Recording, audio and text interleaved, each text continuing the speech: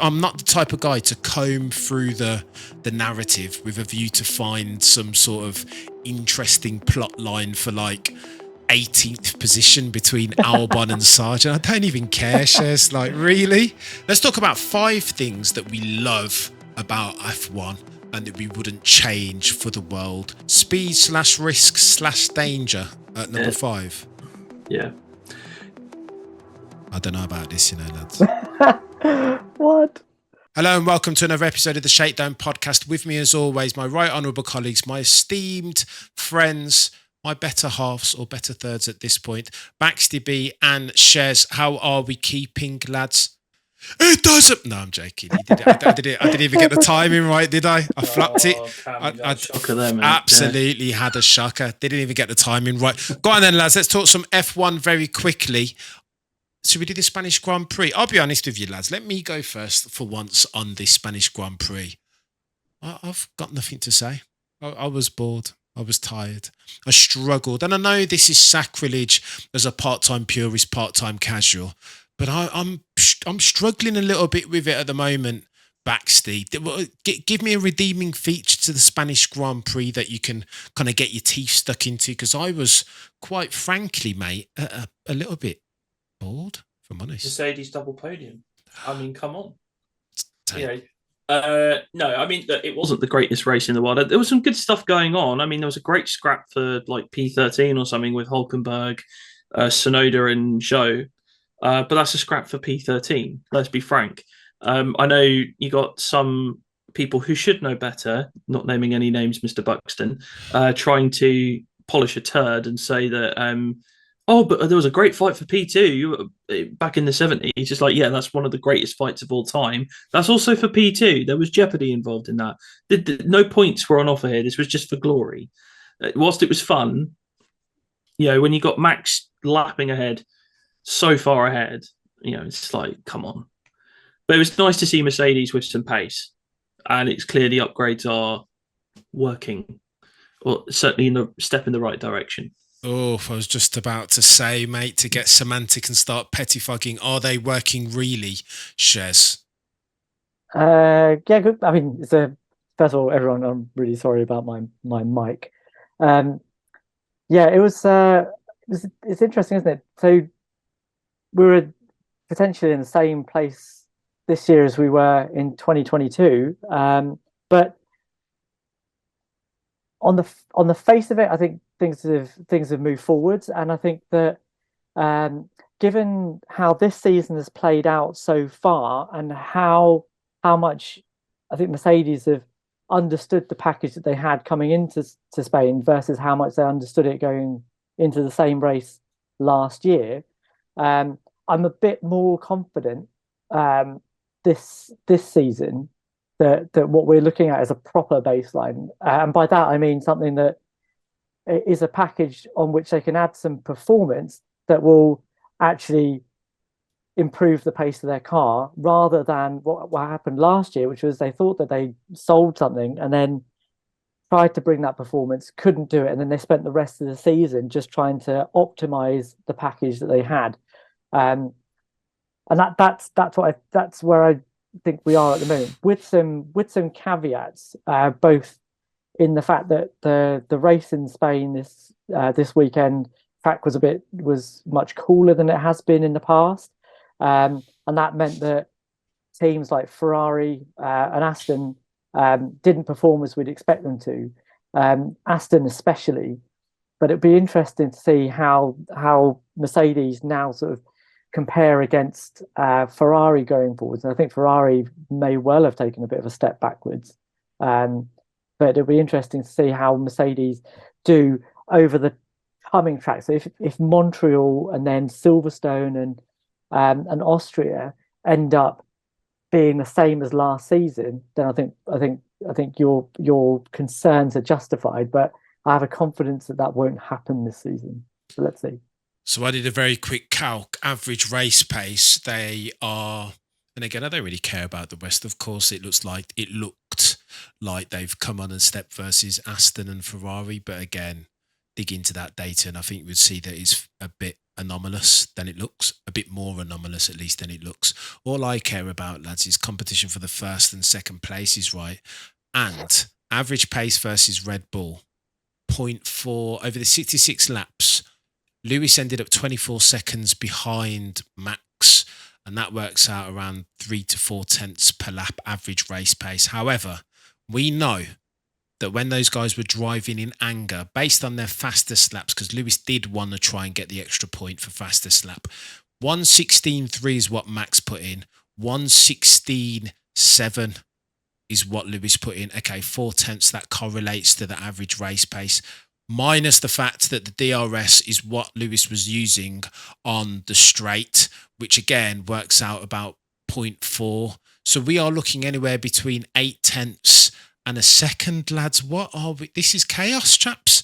We're far, absolutely far. I know that a lot of men say, and I got excited. I started to drink the hopium juice again when it looked like Lewis could potentially drop it on the front row, but chaps, this is very bad. The second that the balls of the red variety turn their engine up to 12, this is not going to look good, is it? From a competitive aspect, Baxty. Yeah, we don't quite know the full potential of that Red Bull yet. I think, Max is driving within himself in some respects because he doesn't need to go any harder. I mean, this is what Mercedes used to do. Right then, lads, shall we transition out from something more exciting than was the Spanish Grand Prix? Cameron, did you really not like it? I hated it, bro. I thought it was rubbish. Quite frankly, if I'm honest, I was falling asleep at the end. I didn't know what was going on. I wasn't even happy.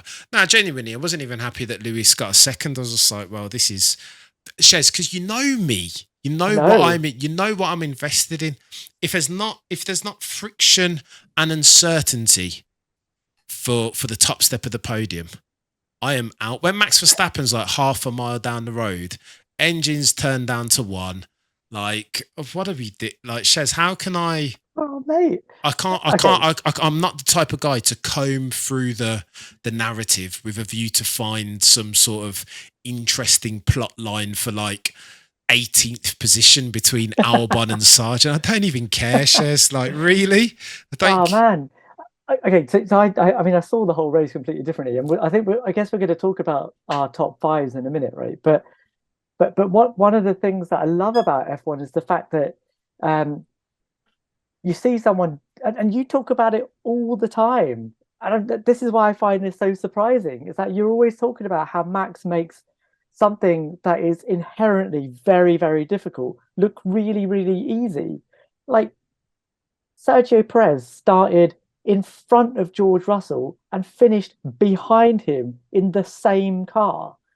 Right, Max is doing stuff that is beyond mere mortals, and it's the same thing that we celebrate Lewis doing. Like, after that race, I went back to have a look because I was like, man, are we forgetting amongst all this domination how good Lewis was in his years from 2014 to 2021, right? And like how boring that must have been for everyone else to watch.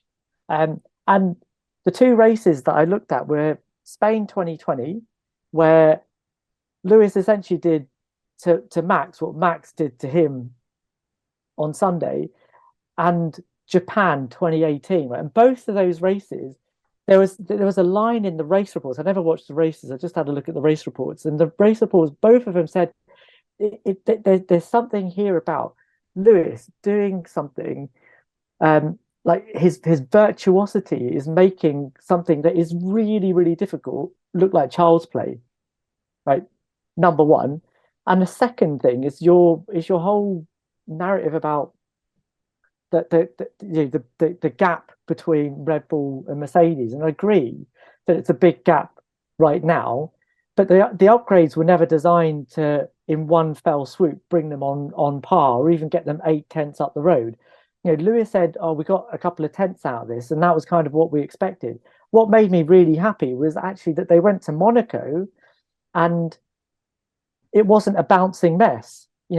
Lewis was able to say, the upgrades have come. I now have confidence in the front end of the car. That is a baseline for us to work from. That wasn't there before. That's what I took out of this race. that filled me with excitement while I was watching it, and it fills me with some excitement for the rest of the season as well. It's always stuff to love here, man. Always stuff to love. Whoopie doo, Shez. I can't help but not be excited. God, sorry, Baxty. I've got a stat for you boys, which is either going to make you groan or raise your eyebrows, because this is chaos when I read it. George Russell finishing in front of Sergio Perez is the first time this season that somebody has started behind a Red Bull and beaten them. Yes. Yeah, I did see that, Baxty, but again, mate, like that's depressing. That's the point, Big Mac. That's what I'm saying to you. Depressing. It's but it's happened now. It's happened. It's no longer a bogey. Red Bull beatable. That's it. We've got a championship fight, boys. Let's go. And I even think, and the joke is, what's worse, what's even more depressing, Baxter, I feel like that speaks to how rubbish Checo Perez is at the moment. Shez, go back to that point. The first point that you made on your why Spain was so enthralling. Explain to me what you're talking about there. Are you saying that George went on ridiculously good, or that Max went on ridiculously good, or that Checo was ridiculously poor? I mean, you can read it in all of those ways, but what you're trying to say is that Max being out front is super boring, and yes, on the face of it, it is. But he's not doing something that's easy, right? We all know that Perez is not a rubbish driver. You know, just look back at his 2020 when he won in Bahrain. He's not a rubbish driver, and he's being made to look like he is nowhere by a demigod in the other car. Oof. Who were you calling a demigod, Shez? Be careful, mate. I don't want to get cancelled on this episode of the Shakedown. In fact, don't even answer that. His own demigod. There's two of them on the grid, right? Oh my God, don't even answer. Oh, mate, you're gonna have some fan base coming after you after that. Mate, don't even answer it. After last week, I don't think so. Don't even answer it. Okay, cool. So he's hoping that we see more competition, but I'm just not seeing. I don't want to intro the podcast just being Debbie Downer, like to the power of 76. You know what I mean? Like, but it just feels. I don't know. I'm not really need friction, chaps, which tangents very nicely on to the topic of the day. Lads, I want to talk about something interesting, but we could go through the millions and millions of, George has just signed a new contract. It sounds like Toto and Lewis are on the brink of signing a new contract. Friction at Aston Martin. Lance Stroll not very happy. Max Verstappen talking all sorts of madness after the race, and sounds like he's drinking his own Kool-Aid. We could talk all of that, but I want to get onto something interesting. And apparently the subscribers, the millions of them, liked when we got into an argument about Lewis Hamilton's top 5 biggest moments. Elliot, legend of the channel, was arguing with me, telling me that Fuji 07 should still have been in there, which I was like, mate, along with another 75 of a moment. So I was like, mate, it's top 5 for a reason, right? We can't include all of them. So go on then, lads. I'm going to open up with you, Shez. Talk to me about, and again, I'm stealing this from another podcast that I watch, where they looked at the five. Let's talk about hate. I think hate can be techie. Do you want to do love? Sure. I mean, it's just we started on a downer. I thought we were. All right, cool. Let's do love. Let's talk about 5 things that we love about F1 and that we wouldn't change for the world in reverse order. Give me your top 5. In fact, give me your 5 to 3, Shez. 5 to. Okay, yeah, cool. Actually, I think I've written them in that order as well. So, all right, that's cool. So number 5 is that Formula One is a technology leader. That's why it's number 5. It's probably a dull one for some people, but for me, the fact that you take something like synthetic fuels, for example, something that is just being talked about in the consumer sector, you take it as a concept. You tell the F1 teams you've got to make it happen.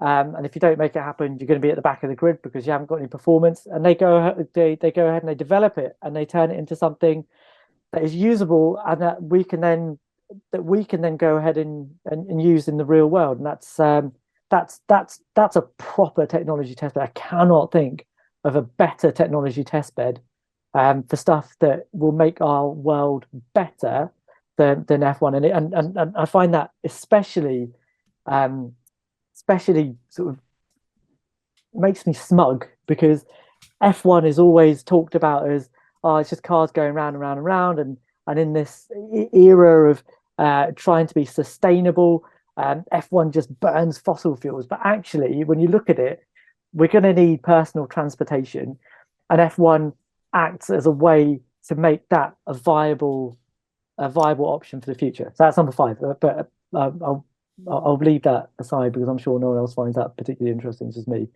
Do you want me to do top 4 and 3? Yeah. 4 is that it's a world championship. We go around the world, we get to see different cultures, we get to race in those different places. I really like that.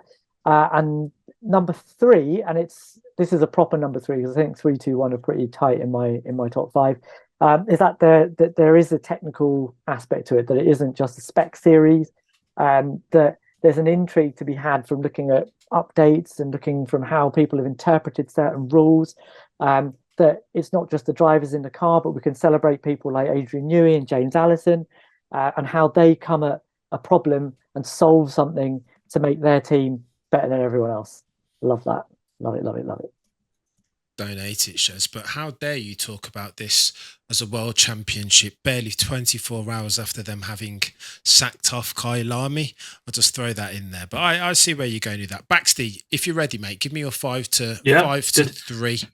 So my 5 is also the world championship. The fact that we do go all over the place. Number 4, I've gone for the performance aspect. So bear with me on this one. So there's almost like a ritual to the weekend. Yeah, you have your Friday practice, then you get into quali on the Saturday, then you have the race on the Sunday. It's why I don't like sprints, because it's change. And then also the way in which you have the pre-race, ceremonies as well, and everything else. It's like everything has a almost like a ritualistic feel to it, which I really do enjoy. And for number 3, I'm going for speed and the element of risk and the danger that comes with it. Let's go. Now we are talking. Oof. Okay, right. So let's go. So mine. Oh, as you boys are talking. Firstly, I disagree with you boys and talking about this World Championships. It's too soon, lads. Kyle Lamy is smack bang in the middle of the news cycle. I know what you're saying. It is a world. Can we? All right. Here's the question. Back to you guys before I read out my 5 to 3. Can we call it a World Championships if we don't visit all of the not civilized, but all of the continents that we can inhabit even? Can we call it a World Championships proper if we don't go to Africa still? Shez. I'd say it's the only championship in the world where the potential is there for us to visit everywhere. Like, you don't have that with anything else. Like if you talk about the snooker World Championship, like it all happens at the Crucible. Like, true. It's a proper championship where we go to different parts of the world, and the fact that an African race is even being talked about sets us apart from most other sports. And the fact that it's a very real possibility is also it also sets us apart. The fact that we are so beholden to the political climate in all of these countries makes it difficult. But that's, I think, the only sort of downside to this is that you do have to. Well, it's a big downside, but the downside is that you have to pander to regimes and governments that you wouldn't necessarily want to, but it doesn't take away from the fact that we have the potential to go anywhere. Oh, Shez, you're in full FOM shill mode today, mate. We're gonna have to have words off camera. I'm not having it. There's too much to pick apart just in that one soliloquy. Right, 5 to 3, Cameron. 5th. Speed, lads. If you took away the speed, I wouldn't be able to watch this thing. The speed, the fact that we're watching the quickest machines around the most challenging and undulating circuits in the world, minus the African content, is absolutely a humongous draw for me. Second, the cars. So number 4, cars is just I suppose it kind of interlocks. I'm cheating a little bit because cars and speed are kind of like the same thing. But the cars, when they're at their best, or when they were at their best and most lithe and nimble, just looked incredible, right? When you see them, if you go and see, I would challenge people to go and see, not necessarily a race. If you can't get to a race because it's too expensive, cool. But if you can go and watch a Red Bull show run where F1 cars and the proper ones that sound incredible, the old V8s, are on, you get to see them up close and personal on the streets or New York or wherever. The cars are the stars of the show. They're ridiculous. They're incredible. The proper ones that sound incredible are just like, I don't know, not to get too spiritual, but got to be up there. I feel like I've done them a disservice actually putting the cars a tad too low. Number 3, there is a lady present and front row at each and every single race, and her surname is Danger.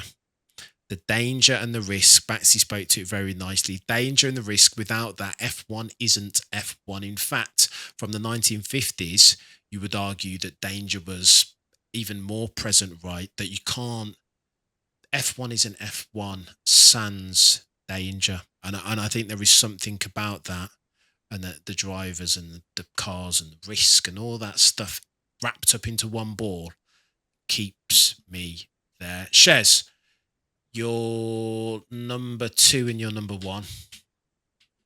Okay. We're gonna have to get to some sort of consensus on these, by the way, afterwards. So prepare argument, pen and pad at the ready. Go for it, Shez. So my number 2 is history. Oof. I love the fact that we can trace this championship back to 1950. And if you really want to go backwards, that you can trace it back to the pre-World Grand Prix era. But being able to have a conversation about who's better, Ayrton Senna or Michael Schumacher or Lewis Hamilton or Max Verstappen, that tells you that there's a depth to the and a richness to the history of this sport that I find compelling. And you guys know that, because I love to see echoes of the past in what we're looking at today, and knowing that what we've come to now is a development of what's come before.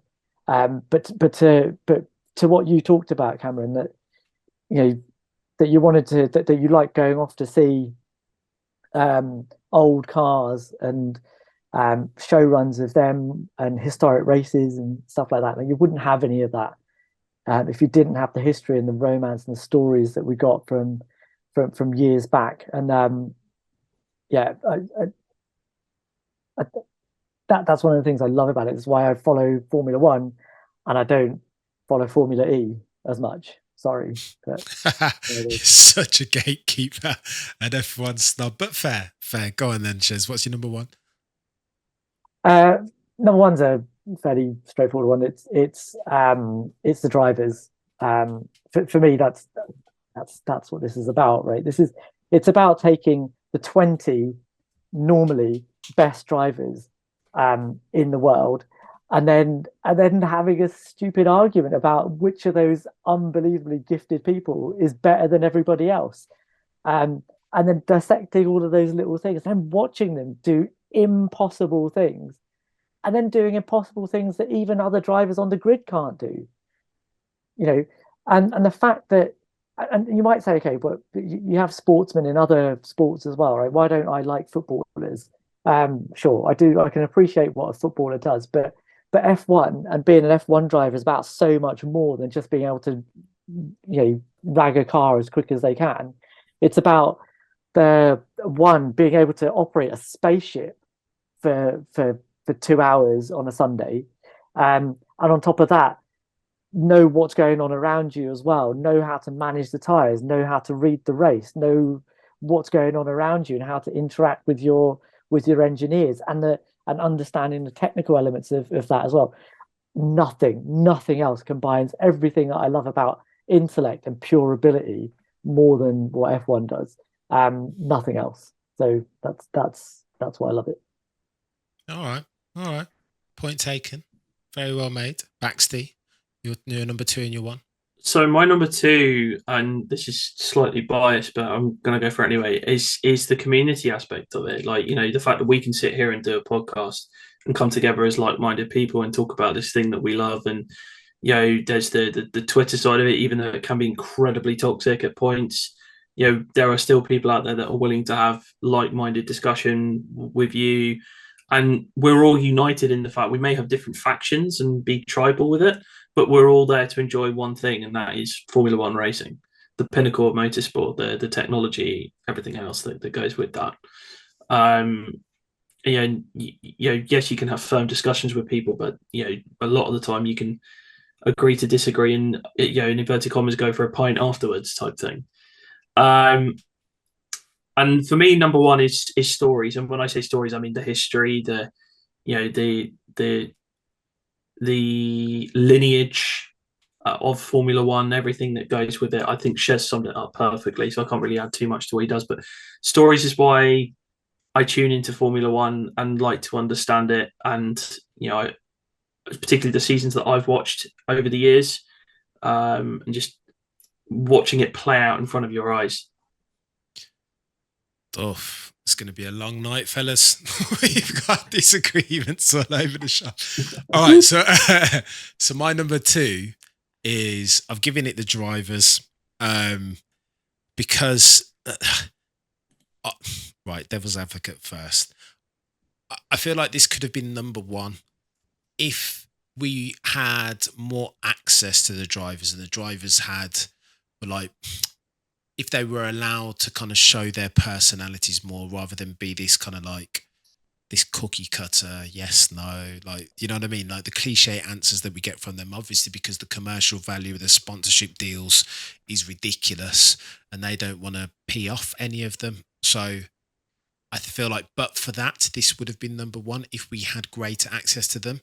But nevertheless, for the feats that they're able to pull off, like instantly as I was writing drivers, my mind went back to Kimi Räikkönen driving through the smoke, the engine blow up in front of him, foot flat to the floor. The bravery is a madness. These guys are able to do things that ordinary human beings can't even conceive of. And for that alone, drivers has to be number 2 for me. And then number 1, you guys can guess this: automotive pugilism for the top step, right? I love seeing fighting for the places that matter. And of course, that's only first because second is the first loser. Listen, in championships where dudes are fighting tooth and nail, 2021 like jumps off the page, right? 2008, 1990, these times when drivers are risking it all for 100% of the season, I am in, chaps. And that has to be number 1 by consensus. No, I'm joking. Go on then, lads. I've looked at the comment. We've got commonality, but we're going to have to argue to get a top 5 here by consensus over the next 15 minutes. Good luck, chaps. So so history is a common one that you both have. Am I going to argue? Go on then, guys. You're telling me that you watch F1 because of the history, the story. Yeah, it's not the reason you watch it, but when you get to know the sport better, and one thing the sport is good at doing is educating you as well and understanding the past.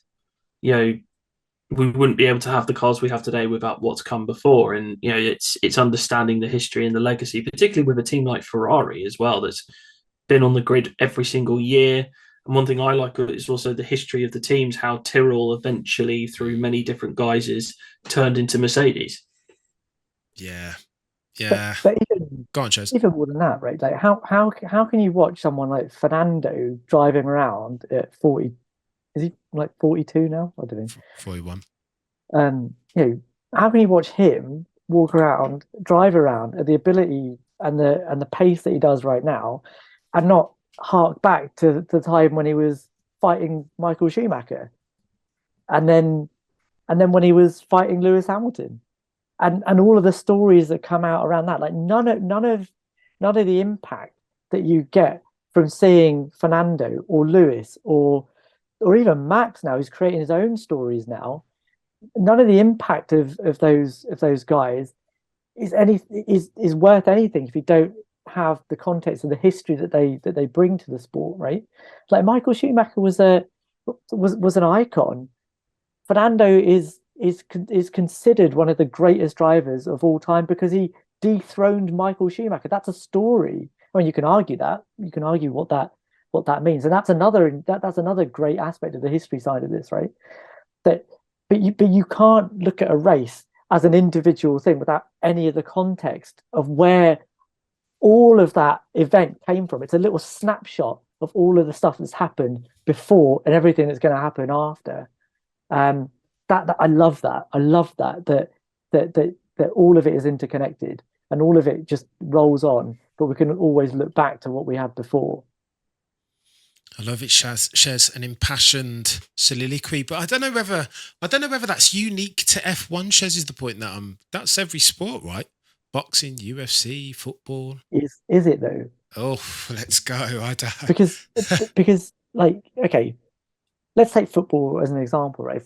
With football, teams, as in the players within the team, come and go. The team may not go anywhere, and they have their rises and their falls, but it's about 11 guys on a field trying to score more goals than the other team, right?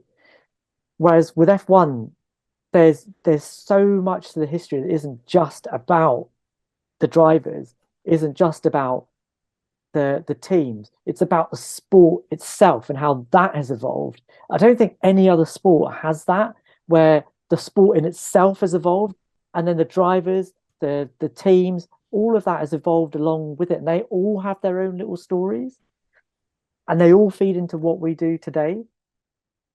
I don't see that anywhere else in another sport. That's what makes it unique for me.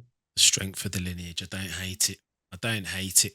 Go on then, lads. So we've got 4. I think just by virtue of the commonality, we've got 4 of our top 5 being the World Championship, which is crazy.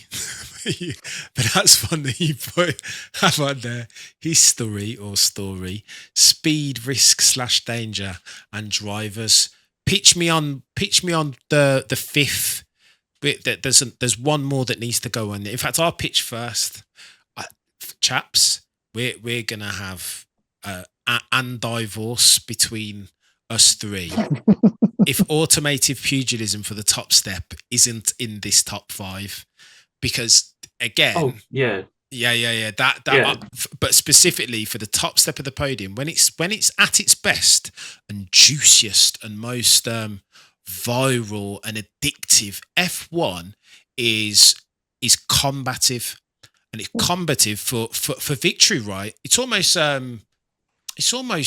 it harks back to the Roman times, right? And like it's gladiatorial almost, but it needs to be very specifically. I've got down automated pugilism for the top step of the podium. It needs to be for the top step of the podium, because that's when I'm most, or have ever been most, invested in F1 as a sport.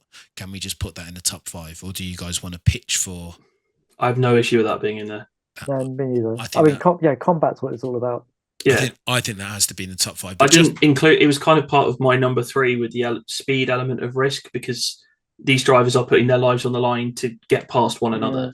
And I tried to. And mine was more about the drivers. You know, the drivers striving to be the best. I think putting it as combat is probably a better way of saying what I was trying to say. Perfect, cool. So then, okay, so I think we have our top 5, but last calls for Baxter. Your number 2 was community, which is crazy, bro. That would have been on my, if we'd have been doing top 5 hated, that might have been up there. Jeez, I don't disagree with you, kind of, though, Baxty, but I just feel like the that there is a community is very different from the quality of that community, right? I think, unfortunately, we deal a lot with the vocal minority. I think the vast majority of race fans are like-minded people who just want to go and enjoy races. That, yeah, you're going to have a few that are just going to cause problems for the sake of it, because that's what they do. And there are certain drivers who inspire that kind of fandom. But for me, I think And somebody that's been getting into the community a lot more recently. I as I said, there might be a bit of recency bias here, but with the being able to talk to the community here and have respectful discussions afterwards, and also talking with you guys and with the likes of friend of the pod Rory and other things. I enjoy that aspect of it and always have. I mean, many years ago, I was actually on the old 606 boards, the BBC 606 boards, doing F1 chat, and I loved it. It was great fun. So I've always enjoyed the community. I mean, that's the same with any sport, really. But I think for Formula One, it's something I find very special. Don't hate it, Baxty. Sadly, we're going to have to sacrifice it. And the one of yours that's getting sacrificed, Shez, tech aspect. I know you kind of had two that spoke to. You said innovation as your fifth, and then tech aspect was your third. Yeah, the innovation one I'm happy to sacrifice. That's just me. But the tech aspect is interesting though, as like a thing that attracts you to the sport that you kind of like watch. You kind of you enjoy keeping up with the tech aspect. Yeah, but not just that. I mean, Cameron, you said that you like the cars, right? The car is the star, right? Mm-hmm. How can you have the car as the star without having some appreciation of where that comes from, and the fact that, like, for me, it is a technical race as well, and that is something that makes F1 unique. In not completely unique because you have hypercars and Le Mans and stuff, but in the world of single seaters, it makes F1 unique, and it means that there's an intrigue in us having a conversation about whether or not Mercedes are going to be able to catch Red Bull. Like, you wouldn't have that conversation if it was just a spec series. I hear you. That's a sound point. Can I make a pitch though, lads? I think we've got our 5, but I want to make a cheeky pitch because there's one, to your point, Shez, that can't make it on it. So our 5 currently are world champs, history, speed/risk/danger, drivers, automotive pugilism for the top step, cars, Shez and Baxty. The car, can we find a way to squeeze the cars in here somehow? Because I feel like World Champs is looking, for me, World Champs is on fraud watch a little bit, especially I can't exclude the cars and include World Champs. If you want to get really specific with it, you could say the drivers and their cars. I think that's cheating, Baxty. I can get rid of World Championship. It's fine. Yeah. I'm happy with getting rid of it. Yeah. Take it. I'm definitely not wedded to that. It was my number 5. So 100% my number 5. All right, Kai Lamy will be happy. I thought it was included just because there was a commonality there. All right, cool. Top 5 then. We need to decide orders now, chaps. Cars, history, speed/risk/danger, drivers, automotive pugilism for the top step. I'm going to have to shorten that down into some other words because it's too much of a combat for first. It's just like Mortal Kombat, really, doesn't it? Yeah, but I quite like that though. Combat at number 1. I'd go for that. I'd be happy to have that as number 1. Oh, we're going for that as number 1. I wanted to go down reverse order, lads, so that we could nail retention. But that's obviously a contender for first, though. It's got it. Yeah, it's a contender. All right then, chaps. Let's go. I'm going to have to. This is how not to do the YouTube. I'm going to have to put together a devil's advocate argument here. All right, for 5th then, of cars, history, speed, risk, danger, drivers, combat. What's your 5th, Shez? Say those again. Cars, history, speed, drivers, combat. I'm going to speed because I take your point about like not being able to watch F1 if it was old bangers going round and round track. I take your point, but for me the speed is secondary to a lot of the other things that we've talked about. Yes, I can appreciate the speed in certain circumstances when I'm at a race and I see like the change of direction through a fast left-hander. Right, I'll take your point, but the speed in and of itself is probably not my main reason for loving F1. So I'd be happy to put that as number 5. This is chaos. Baxty, have a word with your mate Shez, please, Do because it. this. Do it. Remember, there are 4 other very good contenders. Yeah, that's what I'm thinking. Because I was thinking you could put cars at 5, but then without the cars, you can't have the speed.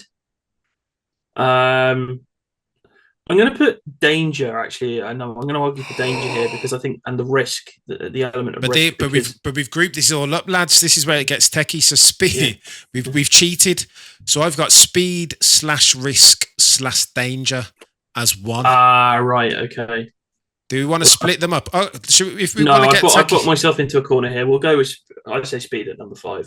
Speed /risk /danger at number 5. Yeah. I don't know about this, lads. What? We still got 4 others to argue about. Yeah, exactly. The number 1 debate is going to be furious. Here we go then, lads. I as I'm looking at them, I can't put speed. I'm not even going to say speed anymore. Risk and danger is what I'm talking about here. I can't put risk and danger below history. That just feels... Shez, I'm sorry, mate. That feels right. I knew we were going to clash over this at some point. That feels... If you sacked off the history, if it was just like a blank canvas and you showed me F1 as it is without... Say it just started as a formula today. Like, I don't think... Okay, so the history is like the sprinkles on top, right? Yeah. It helps, and the context, and Alonso beat Schumacher and the lineal champ and all this other nonsense. But, like, I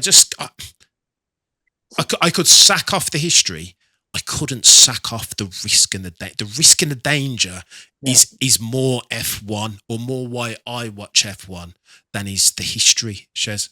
So that speaks to how we both got into Formula One, presumably, because sure, my first memories of F1 are watching it with my dad, and I mean, I hate to say it, but literally the first race I watched was Imola '94. Horrible, but that was the first race I watched. So if it was all about danger and speed, I would have been put off there and then.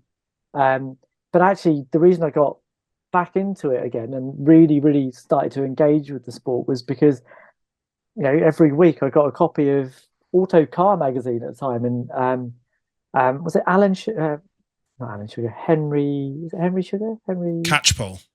No, not Henry Catchpole. He drives for he's a motoring journalist. Oh man, Alan Henry. There you go. That's his name. Alan Henry used to do a column, and then there'd be like a sports page at the back, and you could, and that's how I started to create some context for the races. Because actually, if I try and watch like a F3 race, I watch it and like I can see all the drivers and I see all their names, and if I don't recognize a whole bunch of names and I see someone winning, it has no context for me, and it doesn't make any sense. I can't engage with it. I don't really love watching it. Whereas if I know who everyone is and I know where they've come from and I know like some level of what their perceived and actual ability is, and I get that from what I've read around the sport and where that history has come from, I enjoy it much more. Like that then makes more sense to me. Shez, it's interesting what you said about Senna, that if it was all about risk and danger to you, that the Senna incident you would have recoiled from the sport because of that, right? I think it's, for me at least, I remember Senna's death being like, okay, so this F1 is not, this is for real. This is not a game here. We are, it's combative, literally. These got drivers. Drive to Survive is not like that is a serious thing. And almost I was more drawn to the sport because of the whole, like the mystique around Senna and his tragic passing. It kind of, it hooked me, Shez. I'll be honest with you, bruv. Hence why I'm arguing still now for risk and danger to be higher than history. Baxty, I think you've got the casting vote here because we're going to go long. Well, Cam, you convinced me, and then Shez re-convinced me, and now I don't know. Here's my final pitch to you, Baxty. If you were to take one of them away, which one would you take away? If you had to take one of them away, if you were forced, gun to the head, to save a dying puppy, which one of them would he take away? And that's your fifth. That goes in fifth. It would have to be. Oh, that's not fair though, Cameron. It'd have to be history because it's the speed and the risk and everything else. I mean, think of the mystique of the Ayrton Senna '88 Monaco qualifying performance. What grabs you when you watch it? It's the speed. It's nothing without the risk. And the risk. No. For me, it's not. For me, that's where the driver and the superhuman ability of the driver comes into it. We've got combat as a separate category here. That's where that falls into. Negative. Shez, hold on, mate. That thing that you've just described so eloquently is nothing without the risk. It's nothing. It fades to black. Baxty's nailed that there. The Monaco, the onboard of Senna, Monaco. All of the words that Senna's spoken around that, the out of body experience that the car was driving it. Negative. That's it's not. All it's that is. The outer. It is history. It is story. Absolutely. But it's only history and storage, Shez, because of the risk and the danger. You could put our little ones in front of that in a couple of years, and they will understand. There will be no words needed, right? The history you're gonna have to educate them on the history. That needs some explaining. There are no words that captivate those moving pictures of the onboard and Senna. You don't need to explain that.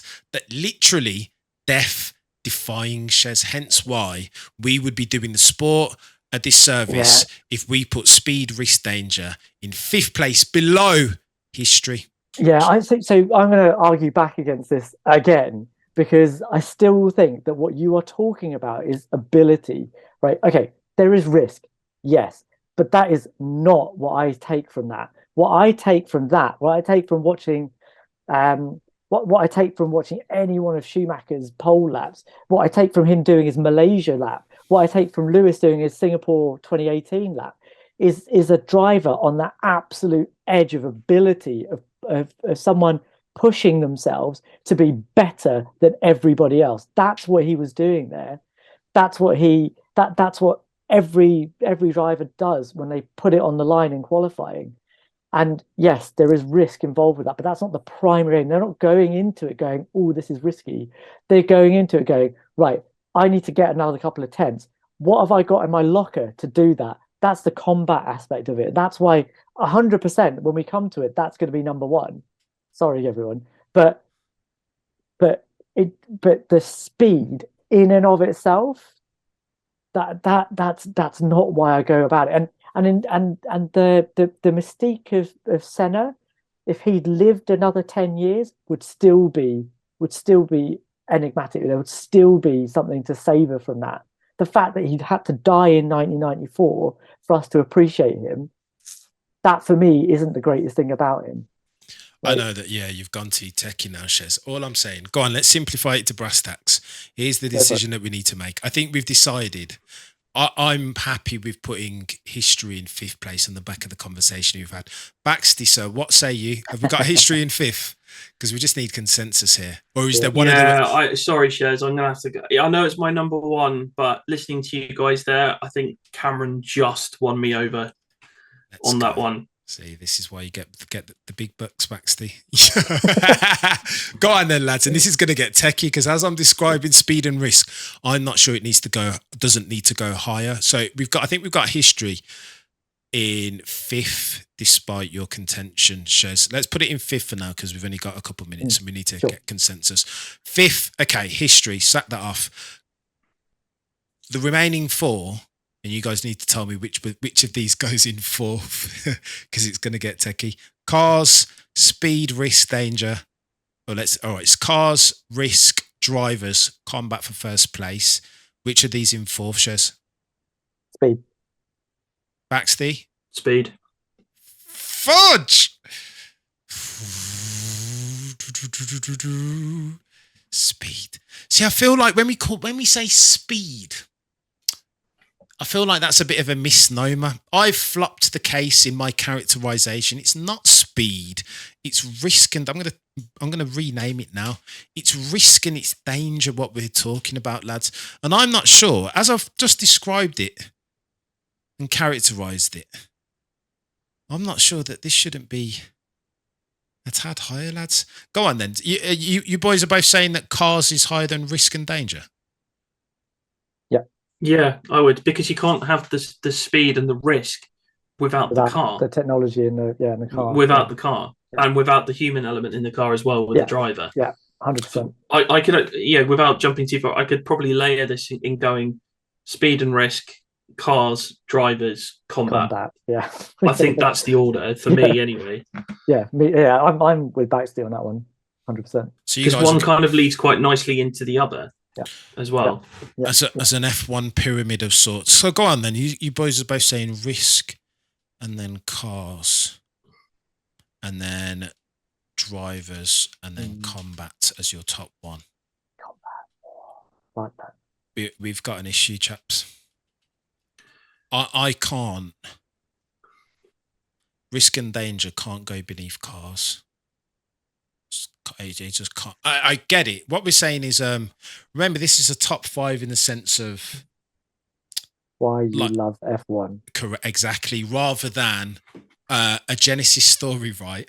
It doesn't need to be. Well, you can't have without the cars. You can't have the risk of it. You know what I mean? It doesn't need to be the Genesis of it doesn't need to one doesn't need to follow the other. This is about more risk and danger, lads. Let me pitch risk and danger above cars now. This becomes our number 1, Cameron. I'm going home.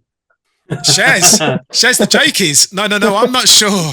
I think it should be top 2. Shez, risk and danger. Above drivers and cars. So here's the case. Let me give you the case against drivers. Drivers, okay, so they're spectacular, right? They're incredible. Like the sport is nothing without the genius of the drivers and their technical. They're like uncommon men amongst uncommon men. They absolutely are. But they're nothing without the risk and the danger. I just wouldn't care, chaps. Without the risk and the danger, the sport is nothing. It's touring car, lads. I wouldn't care about it without. I mean, the touring car has risk and danger. No, but that's what exactly. But less risk and danger. We're talking about. I don't watch touring car. But this is a difference in extents and not kinds, Sheds. That's what we're talking about here. It's the extent of the risk and the danger that makes F1 F1. And I would be, let's talk about it. But I would be doing, if I didn't argue for risk and danger being higher than the cars. Listen, I love the cars. Like my goosebumps every time I go to a show run and hear the RB6 or whatever running up and down. Like, it's incredible.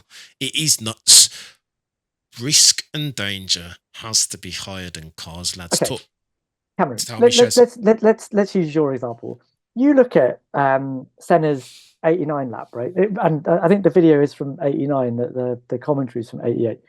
You look at that lap, right, and you see him bouncing around, and the camera fizzles out, and he's punching in a couple of downshifts with a bit of heel and toe, pushing it into lows. Man, it looks pretty heavy, and yeah, I can see the risk and the danger. Now have a look at Singapore 2018. Does that look risky to you from that high up cockpit view, and smooth as you like in, smooth as you like out, halo protecting him, helmet on his head, no bouncing, no nothing. Where's there is risk and there is danger. How is that made obvious today? And even the helmet cam, I would argue right now, doesn't quite doesn't make it look as dangerous as it did back in 88. What I see now when I look at Alonso's helmet cam is him making split-second decisions about where he's going to place his car. That's what I love about it. And I will argue to the hilt about why the drivers should be higher up our list than where I think you want to put them. But the risk and the danger is a byproduct of the fact that these guys are superhuman. And that is what I watch it for. And you're asking me why I love F1. It's not the danger. Yes, it's on. I'm happy to have it in our top 5, and I think it is one of the things that makes F1 appealing. But it's not why I get up at 5:30 on a Sunday to watch the Melbourne Grand Prix. It's it's because I get to see like these unbelievable cars being handled by superhumans. Shez, you know what? You've touched on something that we've talked about a gazillion times before. We were talking about Jeddah Sector 1, Sector 2, right, 21, Max Verstappen, as plays out with what was ostensibly a better lap, 2018 Singapore Lewis, right? But why, as I'm watching them, am I rendered, not quite numb, but almost desensitized when I watch Lewis? As brilliant as we all know it is objectively, one of the greatest laps in F1 history, as I watch Lewis in 2018, I don't get goosebumps. When I watch Max Verstappen, Sector 1, Sector 2 Jeddah, as bad as it ended, as poor as that mistake was in Sector 3, if I were to turn it on now, Shez Baxty, put that on YouTube, I'm going to get, my hairs will stand up watching Max Verstappen thread the needle through Sector 1, Sector 2. And the reason is, Shez, it's God tier. You're right. It is God tier. It's different. I could never conceive of that, let alone execute it. But it's the danger, Shez. It's that he's threading the needle at this ridiculous speed for these corners. And even Monaco the other day, right? Sector 3, the thing that went viral, the reason why everybody was talking about it is because he was like, well, as close, as near as makes no difference, right? As close as you can get to hitting the ball. I think we're now arguing two sides of the same coin. Go on, Shez. Tell me quickly in that, you could have watched. I mean, Alonso did the same thing. Like, Alonso did the same thing out of turn 1. He just brushed the barrier on the exit of Sandoval on his final lap. And yes, that's what makes it obvious. That's how you know they're pushing as hard as they are and trying to get every last thousandth of a second out of their machine. But the danger comes as part of that. Whether you think that the ability is what's most appealing, or the danger aspect of it is most appealing. They're both two sides of the same argument. Go on then, Baxter. I think you've got the deciding vote. But before you have it, can I just pitch a hypothetical scenario to you? If you take, you have those like skid pan tracks that are just like on an airfield. So, or like, let's take the Top Gear test track in Dunsfold, which is just very open, no walls or anything. If you mapped out the Jeddah circuit and just had Max Verstappen do his sector, say he drew out Jeddah with chalk on the Dunsfold track, which has no barriers and no walls, would you enjoy? In fact, it doesn't even work. Baxley, tell me what are we putting forth? Is it? That's what you're trying to do there. No. But the point that I'm trying to give colour to, Shez, is that I just think without the risk, all of that. Max Verstappen could do exactly what he did Sector 1, Sector 2, but if there were no walls, then it's not as impressive, Shez. It's just not. So do you look at his Barcelona lap and think, wow, this is why I get up in the morning? Well, the risk wasn't necessary. It's extents and kinds, Shez. That's what I'm saying. It doesn't. I've told you already. I didn't really care for Spain. It just bored the socks off me. Like, I wasn't really interested. And I think part of that is a function of the reduced level of as brilliant as it is. It's not for me, Shez. For my subjectivity. And again, we're going to have to, mate. Everybody's getting divorced tonight if we don't wrap this up very quickly. For me, though, Shez, and Baxter has to have the final vote in this because we have divergence. But for me, though, Shez, greatness isn't greatness without without the risk, and it's the extent of the risk. The Monaco thing, the Monaco onboard of Senna is so great because of the risk. It is absolutely incredible. Take away those barriers, though, Shez, and for me, it's incredible. It's incredible as a feat in and of itself, but it just doesn't have. It can't. It's just not as great. Cameron, that I think is why we have a podcast like this where we both disagree with each other and are still able to walk away, because the question you asked at the beginning of this is, why do you love F1, right? And we're two people that are coming at the same sport from diametrically opposed approaches, and the fact that we can both still get enjoyment out of it speaks to the strength of the sport. And maybe we should talk about community a bit more, but there you go. I do not disagree. And to Baxty, sir, after all that bluster and chat, cast your vote, sir. That what we're dealing with here is risk/danger or cars for 4th of 5. Oh, this is like choosing between children, and I don't even have any. No pressure, mate. Just look into your heart, Baxty, and just go with your subjectivity. I've listened to you both. And this is proper Judge Judy now, isn't it? I know. No, Cameron, I agreed with you last time, but on this time I'm going to go with Shez. No! What are we doing? I just think I just can't get out of my own brain that the risk comes from the very nature of the car. Like, without these cars that we have, you can't have the risk, because you can drive, you can race in anything, but what makes Formula One and so spectacular are the cars on show. And also, Formula One is there's always risk, but it's an inherently safer sport than it has been for, right at the start. Look at the innovation of safety as well, brought about by Jackie Stewart. And I think that's why I'm more inclined to go with risk in 4th and then cars 3rd. Oh dear. That has been another episode of the Shakedown podcast. I'm going to my bed. I'm going to go and cry my milk. I feel like I've let the sport down, lads. Like I haven't argued my case well enough. Okay, so you guys have outvoted me. So currently we have 5th history, 4th risk danger, which is chaos and blasphemy and sacrilege. That's so low down. But anyway, I digress. All right then. So it's 3rd. Are you guys are saying cars? Yeah. Yeah, I think so. I mean, it can't be higher. Like, it's a no. But I do love the cars. Cars lower than drivers. The only thing I'd say about putting drivers at that drivers is above risk and danger is an absolute chaos. But whatever. The only thing I would say about drivers, there's some. Drivers are the assets, and I've long said this, chaps, you've heard me, that F1 doesn't leverage the drivers and their personality and their god tier skill behind a wheel. Like, we see half of it. Like, we don't even there's so much more to be done around the drivers. I'm kind of hesitant to put the drivers. It is the drivers. F1 is the assets are the drivers in F1. But I just feel like it's very, I want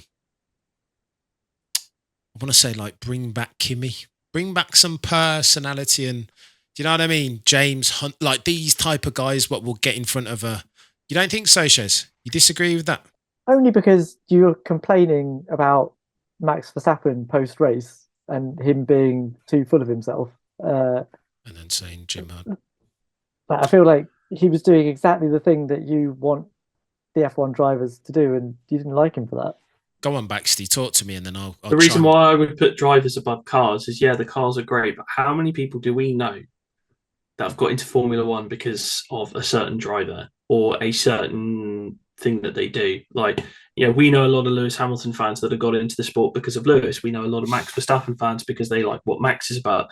They see, they could be watching a sports bulletin one night, and then they kind of watch and think, oh, this Lewis Hamilton guy is interesting. I might tune into the next race. Or this Max Verstappen guy, Sebastian Vettel, Michael Schumacher, Kimi Raikkonen, Fernando Alonso, Jenson Button, Rubens Barrichello. I'm just throwing names out now. But, the drivers are what can attract you to the sport. And because Lewis was one of the main reasons I started watching. I knew about Formula One, I knew about the cars, I knew about everything else. But the fact that, I remember reading in the newspaper, there's this British guy doing really, really well in the first couple of races of 2007. And I thought, I want to check this guy out. And from there, it was a love affair. Baxty, I think this does speak to our respective roots into the sport, right? It does. And my first contact with an F1 car was the old JP Special Sky Electrics and the old Williams. Hence, I suppose, why I want to argue for cars over drivers. Because I don't know. The drivers are... as important as the drivers are. I don't know, man. I don't know. Shez, what say you? You putting drivers above cars? Yeah, I mean, look, it depends what you're saying, right? Because